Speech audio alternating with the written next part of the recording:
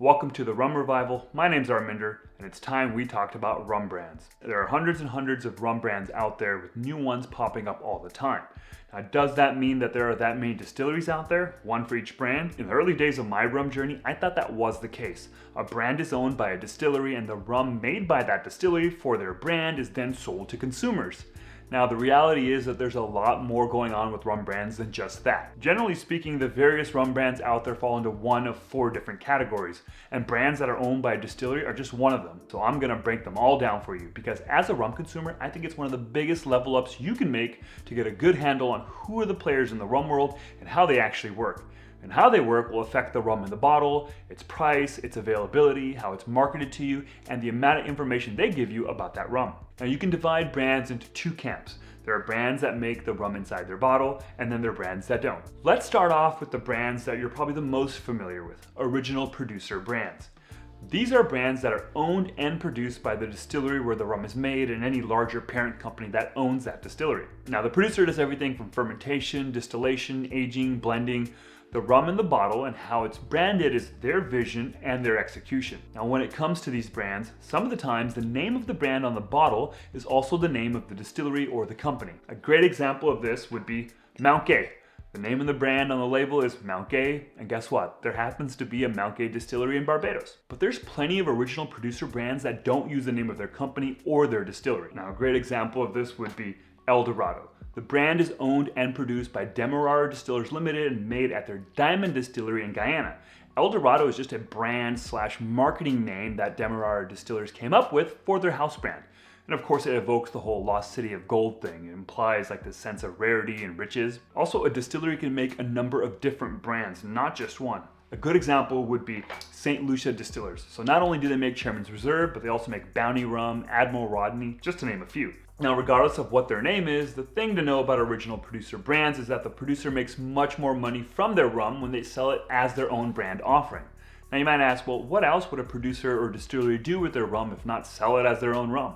Good question. If they had it their way, most producers would sell all of their rum as their own brand. But the reality is that the market could only bear so much of a producer's product. They can only sell X amount of rum in the market, but if they're able to make more than X amount, then they have to find another way of selling that excess. Now, they can sell their rum to another brand or something called a rum broker, more on that in a little bit, but they can also sell their rum to another producer, which gets us to our next brand type, non-distilling producers. Non-distilling producer brands don't own a distillery, so they don't ferment or distill the rum in their bottles.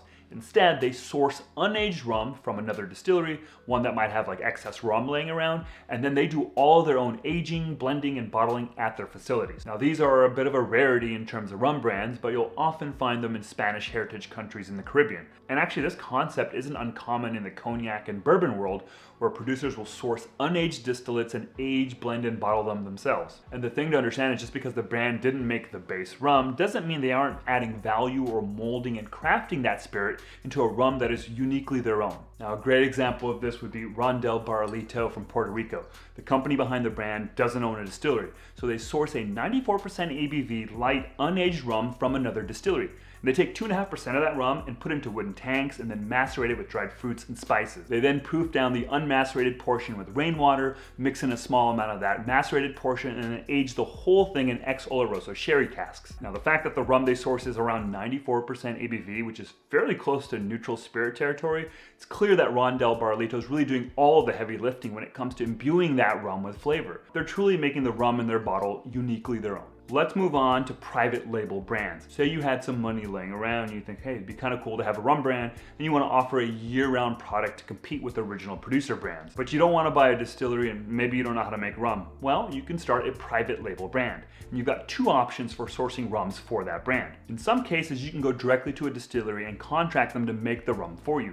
They ferment, distill, age, and blend it, you pay them, and then that rum becomes yours to do with whatever you will. A great example of this would be Pussers. The folks behind the brand don't make the rum inside, but instead, Demerara Distillers Limited in Guyana makes it for them. Remember, Demerara Distillers are the folks that make El Dorado. Now, typically it only makes sense for a distillery to do this for another brand if there's enough volume there and if they have enough excess capacity in their own production. The more common route for private label brands to go with is to buy from a rum broker. Now, rum brokers are companies that buy unaged and aged rum in bulk from distilleries around the world. A brand will work with the broker to identify a flavor profile and a price point that they're trying to position their rum at. Now the broker then crafts a blend from their various stocks of rum to fit these parameters. Now often these blends are a mix of different distillates, distilleries, and countries of origin. The broker will continue to source and blend a consistent flavor profile for the brand so that the brand can continue to put out their rum into the market. Now the biggest rum broker in the game is E&A Shear out in Amsterdam. They've crafted some of your favorite private label rum brands like Smith & Cross and Denizen. Denizen is a great example here. See, the folks behind the brand wanted to mimic the flavor profile of a specific blend of rums used at Trader Vic's to make Mai Tais in the mid to late 1950s. Now, Shear sourced and blended a mix of different aged Jamaican rums and a Grand Arome rum from Martinique to make this blend. Typically, private label rums are affordable and fairly widely available. And often you're getting these unique blends of rums from around the world that you wouldn't necessarily get from original producer brands who are typically just focused on their own rums. And the thing to note is that private label brands don't usually disclose the exact breakdown of what rums are in their blend or from what distilleries, and there can be a couple of reasons for that. First, often brands are not allowed to disclose the name of the distillers that make up their rum.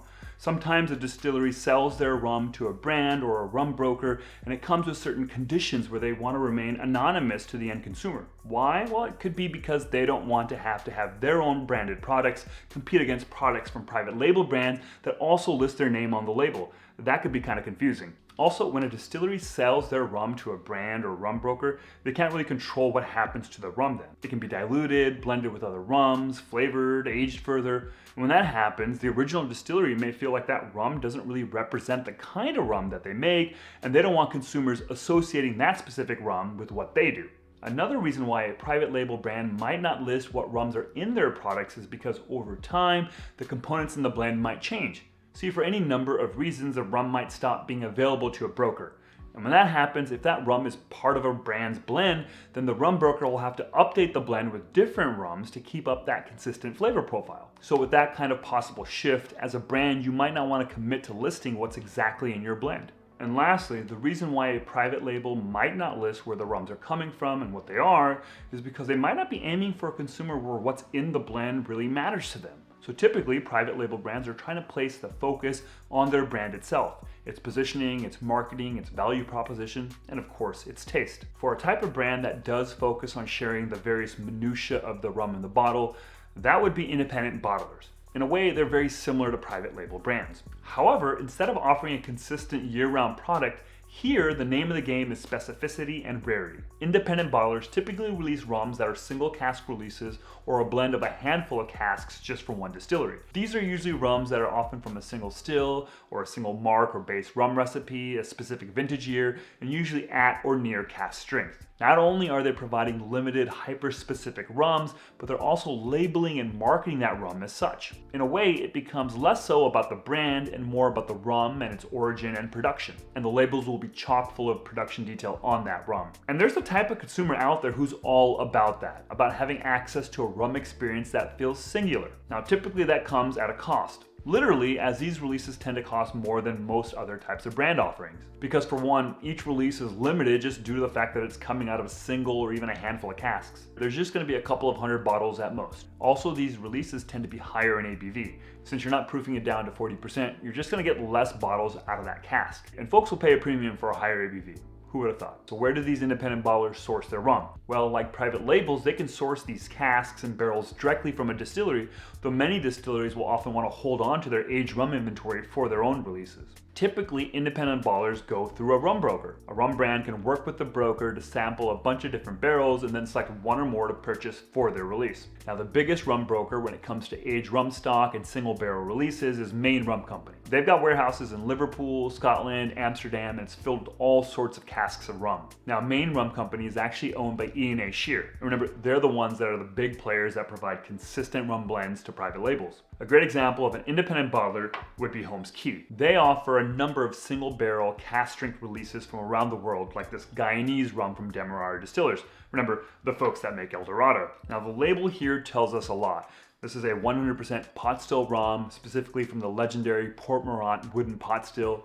It was distilled in 2010, bottled in 2021, and it was aged in the UK, which means Holmes Key pretty likely sourced this from Maine Rum Company. This clocks in at 60.4% ABV, there's no additives, and this is bottle number 153 out of I don't know how many bottles, but I do know this came from cask number 59. That's a lot of detail. Besides just rarity and specificity, what independent bottlers can do is give you access to rum that might otherwise not be accessible to you. There's an element of discovery and exploration with these single cask releases.